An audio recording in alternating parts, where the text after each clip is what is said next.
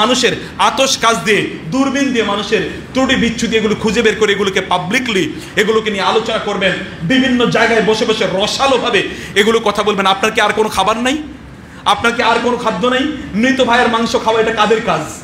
মৃত ভাইয়ের মাংস খাওয়া এটা কার কাজ? কতটা ঘৃণিত নিকৃষ্ট চরিত্রের হলে একজন মানুষ মৃত ভাইয়ের মাংস খেতে পারে?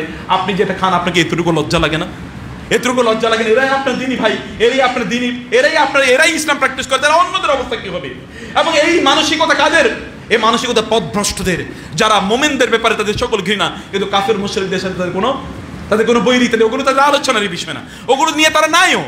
যে লোকটা দিন প্র্যাকটিস করে মসজিদে এসেছে, মসজিদে আসার পরে সে দিন প্র্যাকটিস করলো, তার বিরুদ্ধে আপনার ঘৃণা থাকে কিভাবে? মসজিদে আসলে সে রাফিয়া দান করে, এই জন্য তাকে আপনি মসজিদ থেকে বের করে দিলেন।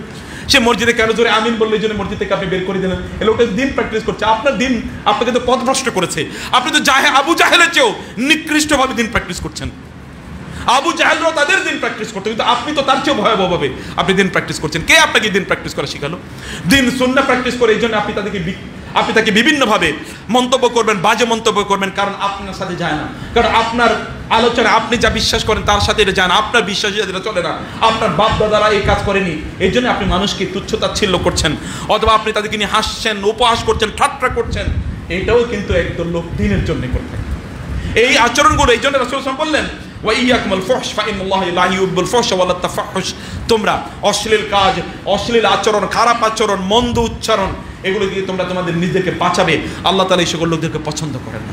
আল্লাহ তাআলা এই সকল লোকদেরকে ইউবদিহু ওয়ালাউ কানা ফি বাইতিহি, এই ব্যক্তি তার ঘরে থাকলেও আল্লাহ তাআলা তার ঘরে থেকে লাঞ্ছিত করবেন, অপমানিত করবেন। উগ্রবাদীরা কখনো ইসলাম পছন্দ করে না। যারা এই কাজটা করে তারা নিজেরাই কয়েকদিন পরে তারা দিন থেকে বিচ্যুত হয়ে যায়। আমি নিজে দেখেছি, অসংখ্য দেখেছি, তারা তাদের দিন থেকে পরে ফ্রাস্ট্রেটেড হয়ে যায়, তারা বিচ্যুত হয়ে যায়, তারা দিনের প্র্যাকটিস করতে পারে না। কখনো এটি করবেন না প্রিয় ভাইরা।